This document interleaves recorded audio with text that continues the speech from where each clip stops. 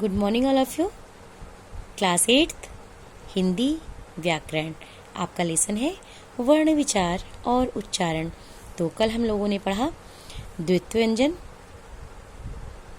संयुक्ताक्षर। तो चलिए अब हम पढ़ते हैं इसके आगे वर्णों के उच्चारण स्थान। तो देखिए, मुख के जिस भाग से जो वर्ण बोला जाता है वह उस वर्ण का उच्चारण स्थान कहलाता है। उच्चारण संबंधी अशुद्धियों को दूर करने के लिए वर्णों का उच्चारण स्थान जानना आवश्यक है। वर्णों का उच्चारण मुख के विभिन्न अवयवों की सहायता से किया जाता है। देखिए, इसमें बता रहे हैं, मुख के जिस भाग से जो वर्ण बोला जाता है, मुख के जिस तरफ से जो वर्ण बोला जाता है वह उस वर्ण का उच्चारण स्थान कहलाता है। उच्चारण संबंधी अशुद्धियों को दूर करने के लिए वर्णों का उच्चारण स्थान जानना आवश्यक है। तो वर्णों का उच्चारण मुख के विभिन्न अवयवों की सहायता से किया जाता है। तो चलिए देखते हैं कौन सा वर्ण कहाँ से बोला जाता है, उनका उच्चारण स्थान क्या है। तो देखिए, ये एक नीचे तालिका बनाई गई है। एक तरफ ये देखिए क्रम है, उच्चारण स्थान है, वर्ण है और ये वर्णों का नाम दिया गया है। तो चलिए सबसे पहले हम देखते हैं ये वर्ण,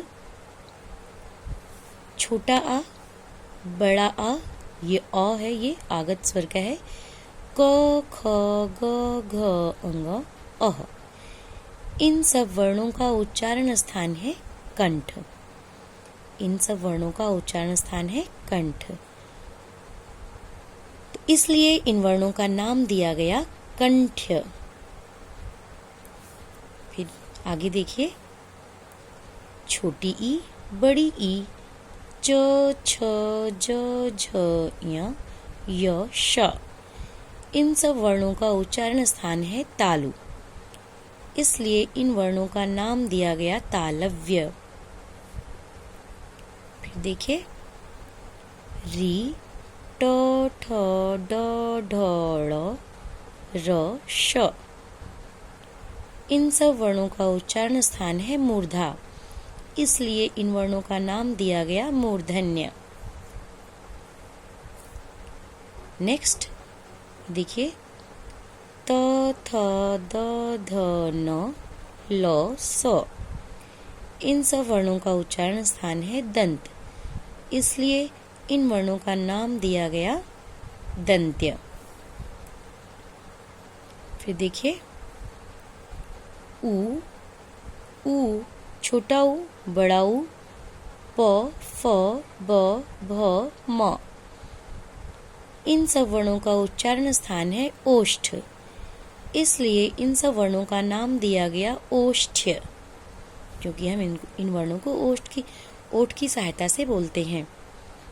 अंग, य, ळ, न, म, अंग।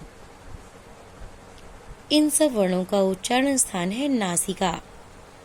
इसलिए इन सब वर्णों का नाम दिया गया नासिक्य, क्योंकि हम इन सब वर्णों को नाक की सहायता से बोलते हैं।